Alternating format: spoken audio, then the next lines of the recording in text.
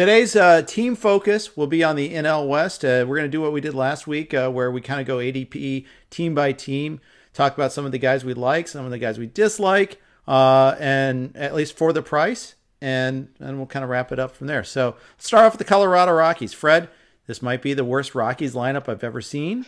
And not might be. It is. It is. There are still some interesting points. Obviously start with Trevor Story. There's not much. It'll be a short story. It's not the never-ending story that we usually have. But I was the Trevor Story guy last year, and I don't have him in any redraft leagues yet this year. Actually, I had Story in NL tout last year, and I was on board with you being the Trevor Story guy. And I like his ADP right now. I think it's totally fair. I know there's some concern that maybe the Rockies will trade him this season, and I think that's valid concern. But that trade will probably happen at the end of July. So, and he'll get traded to a contending team. So yeah, that's true. It'll be worse. I'm not getting traded from the Rockies is generally not good unless you get really lucky and he gets to be like on the Yankees or something down the stretch. But it's probably worse. But you know what? He could go to some of his value is tied up in speed. He could go to the new team and keep stealing bases. Like, it's such a small sample size, 2 months on a new team for home runs and RBIs. He could go right in the Miller lineup. Like, I'm not worrying about the trade, especially because this is because I'm not giving him bumps for the Rockies lineup being awesome this year. So if he gets traded, but the Rockies will score. They will score when they're at home. That's what makes this lineup interesting. Is it's not a good lineup, but you can't ignore it because when they're at home, you will want some Rockies if you can have them. Yeah, that's right. That's right. Charlie Blackmon doesn't run anymore. He's slipping. He's now ADP of 85. That is as low as I've seen him in a really long time. Right? I haven't gotten him yet, but I'm on board if anywhere near that price. I think there is some fear of drop-off in counting stats with the lineup melts away around him, but I think I'm there for that price. Yeah, so I feel the same way. If you had told me back in November that Charlie Blackmon would be at pick 85, I'd say, I'm going to have a bunch of Blackmon then. But I've run my projections and I don't have any yet. But he's in the vicinity. So there's a chance that by the end of draft season that I have him in at least one league. But I guess what I'm saying is I think 85 is actually the right spot for him. I thought it should be earlier until I ran the numbers. A really inconsistent 2020 season for him, so just not totally sure what to make of him right now. Yeah, I feel the same way. Okay, CJ Crone. Am I interested in him at his price? Do we know? Yeah, I guess I am. Yeah. I guess I am. I can no longer credibly say that, no, I'm not going to be reaching for him. I have reached for him. And in fact, I think I came close to setting them in at one point. I'm actually trying to sort by the last week to see, where that's changed with him a little bit. I just know that I've been the CJ Crone guy. His ADP in since March 1st is 210. Average pick, 203rd ranked player. Earliest pick is 137. So it can go earlier than what I've done still. I was going to say, I can't believe you took him at 137. Yeah. We could say, would you take CJ Crone at his ADP? It's not a relevant question because you'll have already taken him before he gets to his ADP. But I think it's fine. Like, come on, he's going to be their first baseman. Josh Fuentes is not going to be their first baseman. Crone's going to be their first baseman. If he stays healthy and stays on the Rockies all season, he'll hit 30 home runs, and the rest of the counting stats will be fine. It's just whether he stays healthy. Yeah, I think so too. I think he's a fine risk at that ADP or anything around it. Yeah, I think so too. Pitchers. Well, there are other hitters we'll get to, but do you take any pitchers at all? I take German Marquez at some point. I don't have any German Marquez yet. I'm not striving to get any German Marquez. I'm not interested really in getting German Marquez, but it would be a situation where if he fell way below his ADP to the point where I had him on my projections just head and shoulders above every other pitcher left on my list, I would take him. I don't want to take him because I feel like his value's capped because I can't really use him at home. Especially when you look at the lineups in their division this year, like he doesn't even have like a really, really bad Padres team or a really, really bad. I don't think the Giants lineup's that bad. He doesn't have a really bad lineup coming in. And that Park isn't as great either. Okay, I'd stream him. Yeah. Totally. So I really don't want to take Marquez, but I would, like, at some point, not at his 179 ADP, but if he's sitting there, he does fall. I've noticed sometimes he falls. And if he's sitting there at 250 or something, because sometimes you'll get a room that just says, I don't want a Rocky starter. Yeah. I've been there. I mean, let's drop like 30 spots. Compare him versus some other pitchers. Andrew Heaney or German Marquez? I think I just take the upside with Heaney. Okay. You? I'm not a Heaney guy, so I'd probably take Marquez. So neither am I, but I'd probably kick that can down the road. This is an odd area for starting pitchers, by the way. Eduardo Rodriguez is at 205. That's like 25 spots after him. Erod or German Marquez? Erod. Okay. That Erod, yeah. Even though I have Marquez higher in my, I'm just pulling them up right now. I do have Marquez higher in my projections. I probably take Marquez. How about that? I wouldn't. That's the thing though, and that's why like we did the roundtable rankings, and I thought okay, I could just go according to my projections, but that's not always true. That sometimes you get pushed to a decision point, and you're like, oh, I guess I wouldn't take him there. Maybe even think the projection's okay, but sometimes you just draft differently too. But this is starting pitcher versus starting pitcher, makes it tougher. Christian Javier or German Marquez? I know you like Astros pitchers. I do. So Javier, I don't want Marquez. I guess I won't take him. He'd have to fall pretty far. I think the best way to do it is when you're making your projections, project Marquez pessimistically, and then if he's still your highest ranked pitcher at some point, then go ahead and take him. But start with a pessimistic projection. The one point I'll also mention on Marquez is he's not even backed by a great lineup this year. No. Not that the Rockies lineup is usually great on the road, but as bad as they are on the road, they'll probably be worse on the road this year than they normally are. So, even the win potential maybe is a little bit limited. I've always been a little favorable with his win projections because I'm like, well, he could he could not pitch great, but his lineup will score. He doesn't have a good bullpen. Like, there's just not a lot of reasons. I agree. The 179 doesn't make any sense to me at all. I can't figure out. It's all the strikeouts and maybe the hope that he gets traded or something, I guess. Yeah, but that's not happening until mid-season. Yeah. Yeah, you can't even argue like I know this year people are looking for innings because guys aren't going to throw a lot of innings. But Marquez throwing 170 innings this year doesn't matter if you can't use them for half of them. Agreed. Right, and there's going to be weeks where he's got a home and a road, and you're going to have to wait. And that's the worst. The worst is I finally got a Marquez 2-start week. It's a home Diamondbacks and a road Padres. Shoot, I can't even use them. Yeah. That's the damage. There's only one other pitcher from the Rockies that's in the top 500 being drafted. That's Daniel Bard, the leading candidate to close. ADP of 317. If it's around there, sure. But I'm usually never Rockies closer. No, 0 inch. I take Jose Leclerc first. Bring this full circle to us talking Rangers closers at the beginning of this podcast. I'm out. I will pick up a Rangers or a Rockies closer if one. I had Daniel Bard on a couple of teams last year. I will pick up a Rockies closer if he's got the job. I will pick him up. If the Rockies had a closer for sure right now, the manager had said I would consider him. Bud Black says tomorrow that Daniel Bard is the closer. What round are you taking him in? I actually probably barely over his ADP right now, and if Bud Black said that, his ADP is going to jump like 80 spots. Okay. So I'd say barely above there because I don't really have faith. Actually, it's an interesting study is to go back and look at the complete history, the 30-year history of the Rockies franchise, and how many 25 and 30 save relievers they had, and it's so few. It is. Houston Street did it a bit. It's so few. It's really a tough look. I agree. It's hard to get Daniel Bard has to be really good to get through a full season there as closer, and he's not. He's not that good. And it is even it's not even a matter of being really good. It's just it's just Coors Field gets you. Yeah, it really does. Okay. Any other hitters you want to talk about among these Rockies post 200? Who's someone that catches your eye? I would say Brendan Rodgers is interesting. I don't have any Brendan Rodgers, but this might be the year they finally let him be their second baseman. He's kind of talking tough during spring training, saying that he's feeling really good and he thinks he can steal bases and hit well and all these things. And it's about time. This one's not the Rockies' fault. I know we blame the Rockies for delaying their prospects, but he's been injured, so it's a little their fault. A little. When Fabapalooza happened, and he was one of the 6 or 7 guys, that big name guys that got called up. They messed around with his playing time right away. There was a series in Philly where he played 2 days and then sat 2 days. You're like, why call him up if you're not going to play him every day? Yeah. So but when I look at his ADP, he's available a good 200 picks after Garrett Hampson.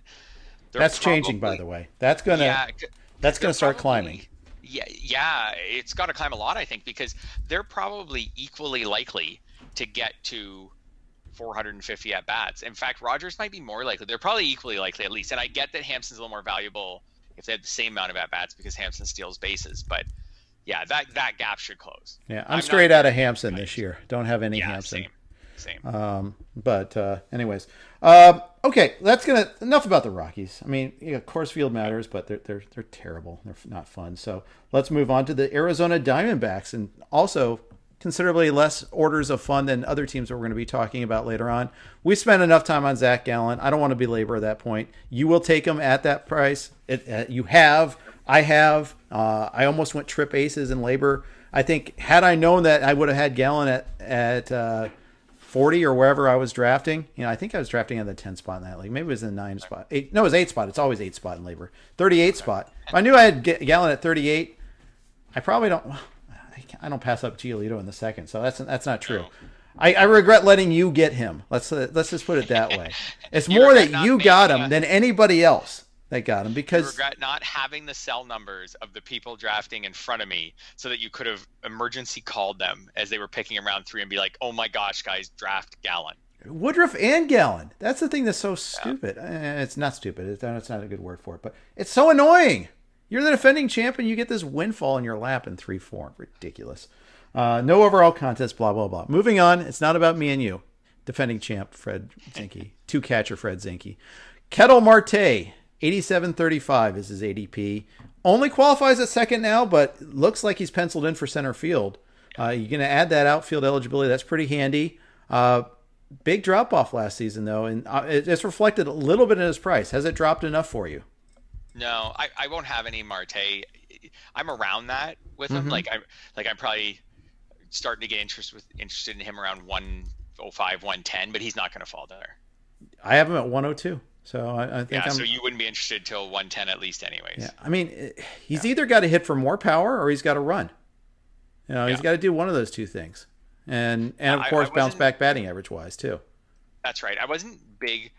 Some of this is, and I hate to say it, but like it's a little confirmation bias, and I don't want to admit to that. But I wasn't big on Marte last year, just repeating that great season. Like you said, like he's got to bounce back. Like he had a little bit of batting average last year, but that's it. The power was completely gone. I don't really trust his speed. Like he stole 10 bases when he had his career year. Could he steal 10 this year? Maybe, but not a lot. So yeah, I'm out at that point. As much as I said earlier that I want a second baseman, I'm still out. The next guy listed among Arizona ADPs is Dalton Varsho. ADP of 175.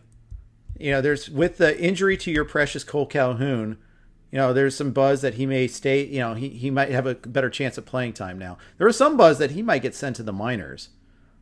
I'm low man on Varsho. I'm worried about the batting average and I'm worried about the playing time both. Not necessarily due to service time manipulation, but so much as I am to just, he may not be that great. And I don't use a top 200 pick on him. What say you?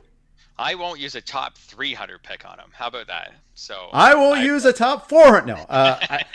No. So the custom rankings don't really give much of a boost to positional scarcity. Without that boost, he's at 418. I've got him for 122 games. I have him hitting 237. He could go 10-10. If you get 10-10 out of a catcher, yeah, I get it. I see how tantalizing that is. But 170? Well, here's the thing: you don't really want to have a catcher on your bench, especially if you're in an NFBC style league with no IR. Right. I mean, right? So because you're gonna have injured players occupying some of those spots. So if he doesn't as soon as I heard that he may not open the season in the majors, and those came from reliable sources like beat reporters and things like that from big sites. So like I can't afford to have. I don't think I unless I guess I had a grand plan to get Varsho and then get a cheap late second catcher who I kind of liked, and I'm going to wait till Varsho comes up. I'll pass. The Cole Calhoun injury made me a little more interesting because maybe he could play some outfield and stay up at the start of the year.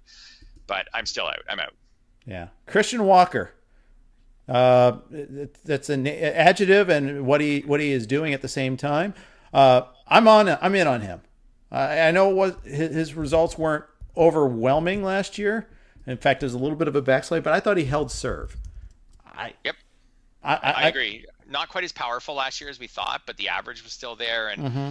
I'm fine. In fact, if you go through like the next handful of names on this list, say the next, starting with Walker, the next 5 or so names, I'm kind of fine with all of them at their ADPs. I don't love Carson Kelly at his, it's 257, but David Peralta at 275, yeah, that's fine. I saw you took him in TGFBI. Like he's I always he's take kind him. of, yeah, he's white bread, right? Like he's just just there. He fills out your lineup. Like Joaquin I puts the Soria, room together. Yeah. yeah, Joaquin Soria at 281's fine. I like it. I'm not on him. I'm not on Soria. I know you're not on him because you took Crichton and Clifford. So Well, but it is not really because I took them. It's just because I'm speculating. And yeah, and the fact is, Torey Lovello hasn't given him the job. Nope. I don't think he should be treated as if he has the job. And I feel like the contrast in draft prices, I think they should be drafted next to each other. Instead, it's 100 picks apart, or 85 picks apart. Cole Calhoun, he was sliding big time in TGFBI. I think now's the time. Now the new price is what you want to get him at. It's the late power that you're getting now because he's going to come back at some point. Yeah, you're going to have to hold him on your bench for probably the whole month of April, maybe even a week or two of May before he really gets going. So you have to weigh that in because it's going to cost you chances to maybe stash away. Maybe it costs you a chance to keep Crichton on your bench for an extra week while you're waiting to see how the saves pitcher plays out, or Clippard or something like that. So that has to factor into it. But I was Mr. Cole Calhoun for this year, drafting him everywhere until the injury. So I got to still be interested. But the injury dulled my enthusiasm a lot. I think Crichton at his ADP. Oh, how about this? These are some more interesting ones. How about these late starters? Do you like Madison Bumgarner? No. Do you like Caleb Smith? Do you like Luke Weaver? Caleb Smith, maybe. Mad Bum, no. Weaver, no. I've never understood when Weaver goes, especially last year. That you talked about how you don't want to be doing like the victory lap thing, but I was so not in on Luke Weaver's price. I was 100 picks away from where he was going, if not more, and I remain still below the pack on that. Nick Ahmed, how is he so late? He's a full-time starting shortstop, plays great defense. Maybe it's just he's a 15 homer guy that can maybe get you 10 stolen bases even. I've got him for 16 and 6. He could be 70-70 and runs an RBI. How is he picked 499? How's he going undrafted in places, Fred? So I know the answer to that, and it goes back to a discussion we had a little earlier, which is second base versus shortstop. Like there's so many shortstop is so good at the top of the draft. But so many people have a shortstop through the first 10 rounds. A lot of people still tag another shortstop maybe as a middle infield type somewhere in the teens or early 20s, and then they just don't have room for Nick Ahmed. I think that's what it comes down to. Late, you're just like, wow, he's going on my bench, but he's only shortstop eligible, so he can only replace my shortstop or maybe my middle. So, and they're really good players. Like if you had Tatis and Swanson or something on your team, like what are you going to do with Nick Ahmed? He can only go in your UT. You don't want to spot. use him as your UT. I get that.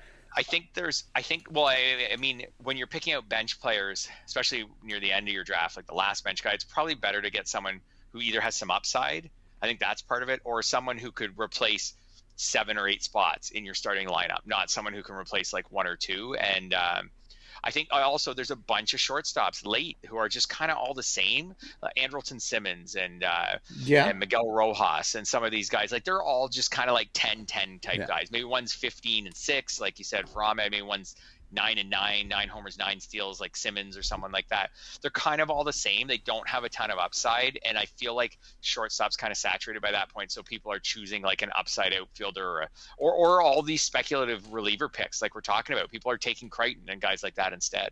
Here's my tepid take: give me Ahmed over Paul DeYoung. Give me him over Elvis Andrus. I could see that. But again, people will take Andrus because he could get you 25 steals, and they just want to take a shot in the dark late in the draft. But I agree with you. I think Ahmed's going to play. Like, he's going to be in the lineup all the time. I could see a reason to take Ahmed. I think that's what's happening. Like, he's someone who I thought I would have more of than I do. But it's the same thing. I get to the late rounds. I have Lindor a lot. And if I have another good shortstop, then there's just like, I'm never going to bench Lindor. And if I have another good mid-round shortstop, I'm probably not going to bench him. So it's like, well, Ahmed could be my utility guy maybe some weeks. Yeah. And then I do think this year there are more relievers being drafted than ever. There's so should, many and there should be. Yeah. Yes, there's so many uncertain closer situations that we're all just taking our shots. We're grabbing our Hector Neris's late and our Adam Ottavinos and Daniel Bards and all these guys. So everybody's taking a couple shots, and then we're just going to drop a whole bunch. That makes a lot of sense. Stock your bench with another closer in waiting, cut them, and you can always pick up Nick Ahmed or one of 7 other shortstops. That makes sense. My Nick Wickren from the last round of LABR, right? Like, there's a good chance in the first couple Fab runs I'll drop Nick Wickren and I'll pick up someone like Nick Ahmed. So just to have like a depth hitter. So, but I think that's what's pushing guys like Ahmed out of drafts. But I agree. Right. He will get on rosters in April and probably stay there. I think you're probably right about that. Yeah. All right, let's move west to some more interesting offenses, at least a couple of them. Start with the Dodgers. We got 17 Dodgers listed in the top 257. You know, he had to dig to like 499 for Nick Ahmed. Well, there's none of that here with the Dodgers. Let's talk. I mean, we don't need to talk about Mookie Betts. No analysis needed. It's like when I drafted Acuna. No analysis needed. Moving on. You know, in my tweet thread for TGFBI. Trevor Bauer is at 14. I think you said you would have taken him if he was there for you at 15, right? Yep, good. I'm good with Trevor Bauer at 14. I think that's fine. Like, if you want to get a little worried about him repeating, him being with the Dodgers makes me a little more confident that he's not going to repeat, but be a little closer to repeat. You get a little more innings concerns with the Dodgers. We'll see how they handle him, but I'm fine with him at his ADP. Here's my scalding hot take. I will not. This is not a tepid take. This is scalding hot. I will not touch Cody Bellinger at his current ADP. I am at least a full 15 player round after where he's going. Yeah, you mentioned that last week. Is that the shoulder? It's the shoulder. It's the counting stats, believe it or not. He was batting 6th last year before he hurt his shoulder. Yeah. He did not have that many RBI. It's the batting average. I don't want to take a guy that hits 240 in the first round or at the beginning of the second. Yeah. I get that. How about this as just a fun guess? How many RBIs did he have in the postseason? I don't know. That's a good question. Probably considerably more, right? Tons. Yeah. He had 13 RBIs in the postseason. And so the postseason, he kind of put things back together. And I think he got himself back. I think that's where he got himself back with his 1-2 turn. But the shoulder, he's still not playing. Shoulder concerns me. Yeah. No, I know. And the shoulder concerns me. And yeah, I could easily paint a negative view of him. I could say 2 out of the last 3 years, he's had an OPS under 820. And now you're looking at him as a power hitting. I think the fact that he can get you 15 steals also is what props him up there. Like, you can't get a lot of 15 steal first basemen out there. Yeah. Yeah, that's true. That props him up, but I know what you mean. He's definitely a boomer. You called my Freddie Freeman and Francisco Lindor picks floor picks, like high floor picks from LABR. He's not. He's the opposite. Correct. He could get the 47-15 from 2019 or 239 average from last year. Yep, both things are possible. Yeah. Okay, moving on to other Dodgers because there's lots of them. Walker Buehler, 22. Last year he wasn't ready. When they resumed action. The year before, they eased him in. He will throw fewer innings than other pitchers of his ilk. Does that drop him for you? Yeah, a lot. Yeah, I think I'm not even in the ballpark on him. So take everything you said about Cody Bellinger, not the reasons, but what you said, and you'll never have him unless there's chance. There's no chance that he drops to 45, right? And that's what it would take. Pretty much. Yeah. I can't project the innings. I just don't see the Dodgers being reckless with him and his innings. Mm-hmm. And I'm not taking someone early in round 2. I know in a 12 team, I guess he's more like mid to late round 2.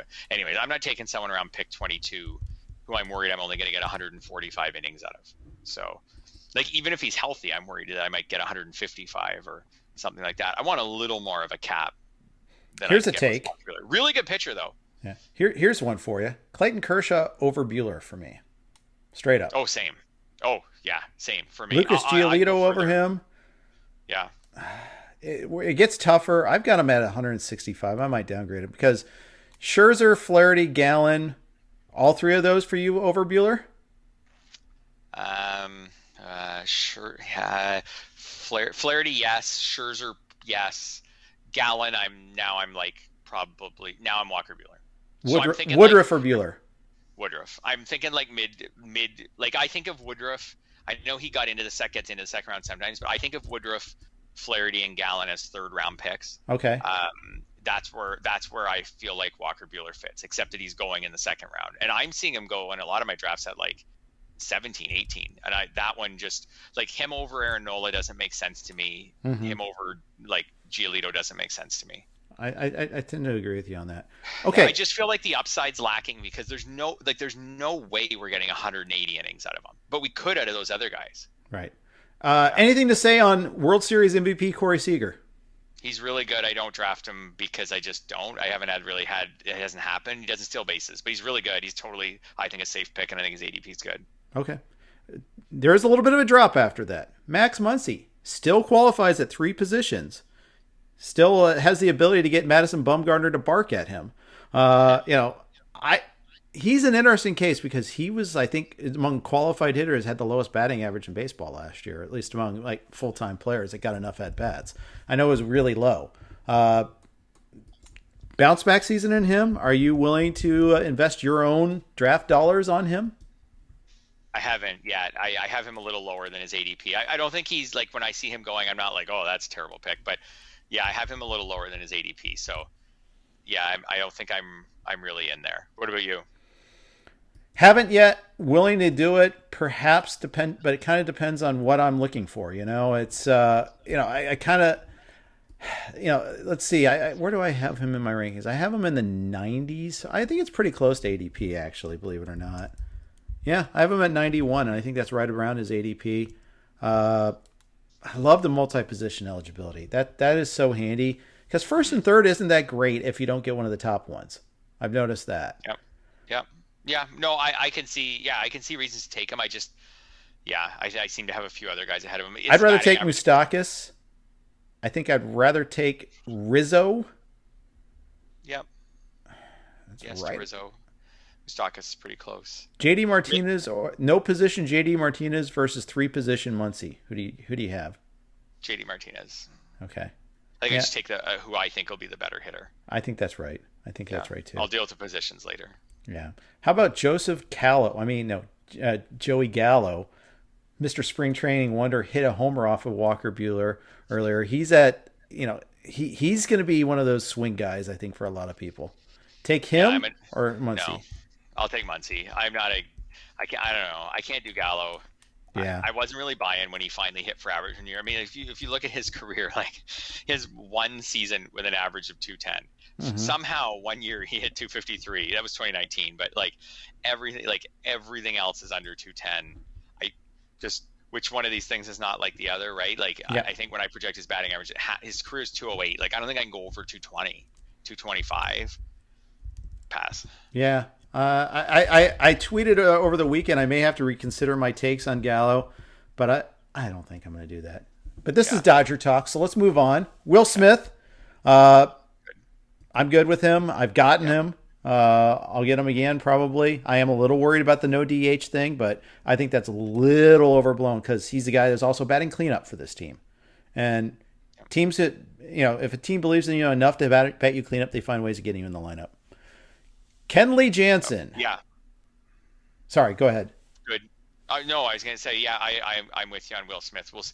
We'll see. He might be able to wrestle away more playing time than they're projecting for him right now. And on to Jansen, I'm fine with Jansen as ADP. He's not someone I'm reaching for. Like he's fitting in that like round 9 type range. When we were looking at your closers and we were just debating, like there was that Rosenthal, Iglesias, Presley type tier. He's not in there. He's in the next one. He's kind of at the front of the next one, and I think that's fine. I think he's in the tail end of that one still. Okay, but I think he's actually starting to get chased up a little bit, as is per normal when closers start to get pushed up as we start getting more definition about them. Yeah, I think he'll start getting a little bit more expensive, which probably ironically chases me out on him. I got him early at lower prices. Now I probably won't get him. Julio Urias, beautiful outing yesterday against the White Sox, 3 innings. Coupled with the news about David Price, I think that I have some interest, a little bit more interest than I might have otherwise. I don't think they're going to mess around with him this year. Yeah, I haven't been in on Urias yet, but I think he's fine there. I tend to have maybe some guys like Alcantara a little ahead of him, and then they're in around the same spot. So I haven't been in on him, but I think he's fine. In fact, I think the prices for the other Dodgers pitchers, like you've got a little later, you got Price 194. We talked about him. That'll probably drop. May 218, Gonsolin 257. I think those are all fine. Those guys are all going to be frustrating a little bit, but you have to set it and forget it with them. Like you have to just trust the Dodgers with their ratios. Put them in your lineup, unless they're in the minors. Put them in your lineup. Or the IL, obviously, but put them in your lineup and just leave them. And some week you might get 2 2/3 relief innings, and some weeks you might get a start, or some weeks you might get two relief appearances that add up to 5 innings. Like you just put them in and set it and forget it. Yeah. Any other Dodgers you want to get before we hit the Padres? Not really. I think Justin Turner at pick 200 is fine. AJ Pollock at 192. I think that's fine. Like I don't think there's any great values other than that. What's interesting about the Dodgers is when I printed these out or pasted these out for us, I went to pick 500. So it's kind of cool. There's 17 Dodgers in the first 257 and none in the next 243. That's wild. So because I think that 250, those 17 are so good and so deep. Like we even have backups in there, right? Like Chris Taylor and stuff. Like there's no way you see like someone else being worth drafting. So I think Edwin Rios was interesting. He was, and now if they do somehow introduce a DH again, he becomes interesting again too. San Diego Padres, 18 people on this list. Contrast that with the Rockies, or God forbid, the Texas Rangers, like we did last week. And if you want to steer into some sadness, starting with Tatis at the top, Darvish at 19. Seems like I take Darvish over Buehler, by the way. Snap call. I think that's an easy decision for me. Yeah, absolutely. I do love when I look at Darvish's ADP and I hear often people say, well, you got to throw out 2020. 2020 didn't matter. It was too short of a season. There's nothing to take from 2020. Oh, yeah, well, then why was you Darvish going around pick 50 or 55 last year? Yeah. And now he's going at pick 19. You know why? Because of 2020. Because he proved in 2020 that what he did in the second half of 2019 was real. And, I mean, it is grounded a little bit in 20, but 2020 does matter. To some degree, it matters. I'm comfortable with Darvish there. I don't have any Darvish yet, but I'm fine with him. Blake Snell, he's at ADP 45 basically. Fill in the sentence for me. Blake Snell will throw X number of innings. 150. Okay. And that means I'm not taking him around that point in the draft. I would probably rather just take Lance Lynn, for example, and get 100%. 100% agree. And he goes later. So I'm just off of Blake Snell. I do recognize that there's an upside play with guys like Blake Snell and Tyler Glass now around that point in time. You hope they'll throw more innings than what I just said. But how many does Glass now throw? I mean, he's going to throw 150 also. That's what I have him. That's why I don't have him on my radar either. So I understand some people are steering into like the upside play of Snell or Glass now instead of the kind of boring play of Lance Lynn, but I'll take the boring play and just hope that Lance Lynn's ratios are really good. Yeah. I get it. I get the hype on both of them, but yeah. Trent Grisham, some concern that he might be batting at the bottom of the order against lefties, but I don't worry about him playing that much. I do worry a little bit about batting average, but man, he could score 120 runs this year if he's batting leadoff against righties all the time. I'm 100% on board with his draft price. In fact, I took him in labor, so I have to be. But at 73, I'm there all day. Yep, he's good. He's there as the power speed guys are kind of running out. I find around that round 5 or so, you're starting to run out of really interesting power speed guys and start dropping down a bit. Maybe a power speed guy's now like a 10 steal guy or a 12 steal guy. Like he's one of the last power speed guys, and I think he's good there. Show me a league where Dinelson Lamet is going at 98, because he's not going at 98 in my leagues. He's falling in all these other leagues. I want him to go at 98, Fred. I don't trust him. I think he's going to get hurt again. I think he's going to have TGS. But yet here we are. His ADP is 98. He's got a range of 61 to 158, at least in terms of since March 1st. We all said great pick to Scott Pianowski when he took him, because he took him at the end of round 12 at 12-14. So that's 179, I think. Yeah. That's not 98. That's nowhere near 98. Yeah. I'll happily take him at the bottom end of his range. I won't take him where he's going, though, usually. I guess. Yeah, we probably should have been a little more aggressive on him. I had a lot of starters, so. But what's interesting is if you go through now the rest of the Padres starters, actually we could have included Snell like to a degree, but Lamet could be anything from like Cy Young contender to injured for the season by the end of April. Chris Paddock last year, people were happy drafting him as almost like a borderline ace, like a high end number 2. Yeah. And then he was terrible. He could be anything from back to that to he spends time in the minors because their team's so deep and he's pitching really poorly and they decide he's learning that third pitch. Yeah. Yeah, Joe Musgrove is a constant tease for his entire fantasy career, and we're waiting for him to have the full breakout. It's never happened, but it could happen, and he shows signs of it happening late last year. Yeah, like the boomer bust of those 3 pitchers, like they're so boomer bust, and then you even go down further in the relievers, obviously with the unsettled bullpen, Pomerantz, Melanson, massive. Well, Melanson you cut if he's not the closer. Probably you're not keeping Mark Melanson if he's fully not the closer, and then Pomerantz could be anything from a nice setup man who you took way too early and I took him in labor. We took way too early because you don't need to take a nice setup man at pick 228 to like he could be a top 5 reliever if you got all their saves. Yeah. So this is such a boomer bust. This is the anti-Lance Lynn, of the rotations. Like it's such a boomer bust rotation and bullpen. It is. It really is, and. I mean, I got both of them, and we'll see how that works out. I want Jake Cronenworth is a guy that's really sliding. I got him at pick 302 in TGFBI. So that's, I noticed other TGFBI leagues. I tweeted out on Sunday, like, who's the highest available guy according to ADP in the player pool? Like, who's that guy that's the lead guy, the opposite of helium guy? Yeah. And Cronenworth was mentioned a lot. Randall Grichik was another one that, and that's been true in all of my drafts is Grichik always is sliding. Cronenworth, I mean, you look at his like StatCast numbers, they're good. I like anytime he and Profar played together last year, Cronenworth batted higher in the order. Yet, I mean, they gave the contract to Profar. They signed Ha-Seong Kim. Something's got to give. I mean, it's tough. Even with the DH, it would have been tough for all 3 of these guys to get playing time. Yeah, and that's it. And I won't have any of them because I just can't push their projections much past 400 at bats because it's such a log jam. And Manny Machado and Fernando Tatis are not coming in the lineup very often. No, so the left side of that infield is locked. Like you might get 5 or 10, unless there's an injury, you might get 5 or 10 starts from someone else at those positions. So they kind of got second base to share, and like Profar can go into the outfield a bit, but with the DH spot gone, like it's just such a log jam now. Really late, like you took Cronenworth, you could just hold him, and it's just that all these things have a way of working themselves out, and he can play a lot of positions. And maybe Tatis does go on the IL, and he's their shortstop for a while, or maybe an outfielder goes on the IL, and Profar is needed in the outfield, and he's their starting second baseman. We'll see. A lot of it might be tied to Kim too, a little bit too. Like if Kim kind of flops in his initial chances, he could become a bit of a bench afterthought. Yep. Even though they've paid him because they're trying to win. But yeah, I'm out at all these guys at their ADP, and I'd say Kim and Profar I'm pretty much out on completely. Okay. Any other Padres before we move on to the Giants?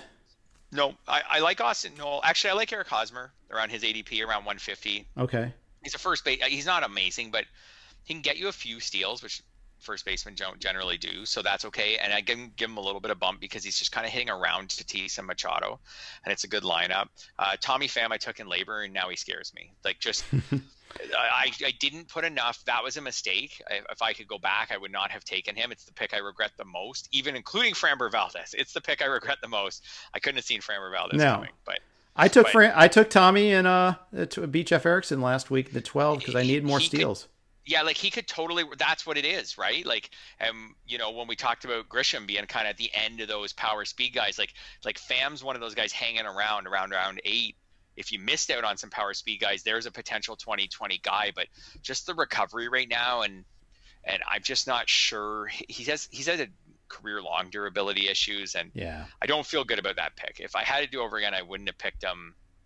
He is a very much a boomer bust type guy, I think, for this year. I think he is too. Yeah. All right. That leaves us with the Giants. Once considered a fantasy wasteland offensively, oddly enough, they only have 8 players listed here, but I seem to remember more Giants getting drafted. Maybe it's because I covered the LABR auction on First Pitch Florida, and that's where guys like Brandon Crawford matter a little bit more. Like I don't see Brandon Belt listed here, and we talked about him earlier. I guess he's not in the top 500. Is that really true? After having 1,000 OPS last year? I guess not. Like, I don't think that's a pasting error. I don't know how I would have omitted him. So unless he was right at 500 and I missed him, I don't think so. If I remember correctly, he was like 505 or something like that. 500.32 is his average pick. He's the 379th player. The average pick thing is kind of weird because it is. Because if you're in the online championship, you're only going 30 rounds of 12 teams. That's 360 players. So anybody after 360 gets all messed up, and so that's the tricky thing. Right. You're right. He is getting drafted. He should probably be in that list. Yeah, but it does speak though that there's a lot of end game guys on the Giants, and not too many top end talents. And I think that is worth noting. There's profit in end game guys. He's like the 9th Giant. Desclafani is the 10th. Cueto gets a little hanky pretty quickly after that. Buster Posey's the 3rd one. I don't really have any Buster Posey this year. I might later, but I do think Joey Bart's going to spend most of the year in the minors, so I think Posey will get a lot of playing time. But pass. Yeah, I'm out on Posey. Yeah. This is really a muddled lineup, and it's a muddled lineup with a manager who enjoys muddling his lineups and his roster. So I think that's part of what's pushing all these guys down. Like Tommy LaStella should play a lot, but he might not be a total everyday guy. I've seen Evan Longoria listed as the start. He's the starting third baseman. Come on, but I've seen him at sites not listed as the starting third baseman, and LaStella there, and then Donovan Solano at second. So like those guys are all kind of in a little situation there. Wilmer Flores is one of the best hitters on the team, but he doesn't have a starting job now that the DH is gone. Right. LaStella really jams up both Solano and Wilmer Flores. I know. It jams both those guys up, especially because Flores, he's not much of a defender. No. So if Flores, Solano, LaStella, and Longoria, assuming none of them play in the outfield, now those are 4 guys for 2 spots because Brandon Crawford plays every day. So that's 4 guys for 2 spots. So then you got them all kind of around like 400 at bats. Someone will get hurt, stuff like that. And then the outfield's like Yastrzemski should play. Alex Dickerson gets hurt a lot, but he should probably play. But Mauricio Dubon, he'll probably play. Like Austin Slater. The outfield's maybe a little more settled than the infield, but I think the infield's so jammed, and that's why you don't see a lot of these guys on the list. I think you're right about that, and it's Kaplerism too. I mean, it's just the way he manages that bullpen, manages the lineup. A lot of platooning. Remember, he was big on platoons. Great for the Giants, not so great for us. I want to say nice things about Yaz, though. I mean, this is a guy that, he was going around pick 280 to 300. I want to say 280 to 300. Maybe I'm exaggerating by a little bit, but there was a definite, okay, prove it to me twice sort of feeling about him. That's not the case anymore. Finally, people are saying, okay, this guy's legit. Yeah, absolutely. And I'm on board with it. I think he's fine at his ADP. I'm not sure if I've drafted him anywhere yet, maybe once, but he's often right around the top guy on my list when he's going. So I'm fine with him as ADP. Him and Kevin Gossman, who are the 2 who are going in the top 230 or 200 or so out of these Giants. I'm fine with both of them around their ADP. How do you feel about Gossman? I'm fine with them there. Yeah. There's obviously risk because of, the previous couple of years, but he was it's a hype guy that finally connected, stayed healthy. I mean, I think that's a big part of it. He's a source of strikeouts, and he's probably a source of innings too. Yeah. Granted, I think there's some fertility in there, but absolutely. And I still have some hesitation on him just based on, the struggles, the inconsistency with Baltimore, but I'm kind of moving past that. So I think he's fine at his ADP. He's another guy, like I say with Yastrzemski, when Gossman goes, he's usually, if not the top starter on my list, like one of the top 2 or 3. So, all right. Yeah. Jake Mcgee, does he lead the Giants in saves at the end of the year? I think so, but I think that number's got a 1 in the front of it. Okay. What do you think? I think you're probably right. Yeah. How many times have we said never Kapler? I think this is where I continue to say never Kapler. I think in one DC, right before Mcgee signed, I had taken some stabs at a couple of like Reyes Moranta or Matt Whistler. I want those picks back.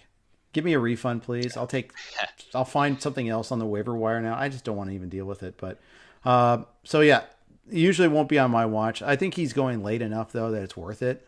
I mean, you're talking the last couple rounds. I think that price goes up though too.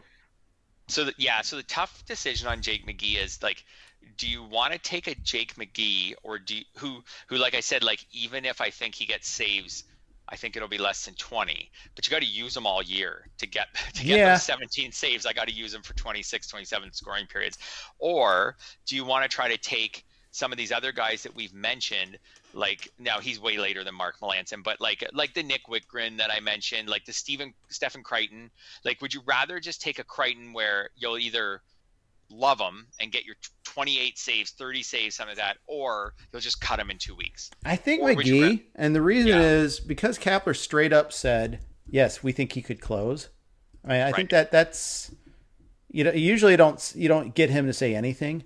But right. I at the same time though, I remember the Tony Watson experience last year too, and how he pitched very well and would never get save chances as a lefty. So that also kind of scars me a little bit. So yeah, I think I go Yeah. McGee because it's at that point, if you're wrong, it doesn't cost you that much. So I think there's a higher chance he gets more. I think there's a chance he gets more saves than Crichton, and I'll just take that instead of the Crichton upside, I suppose.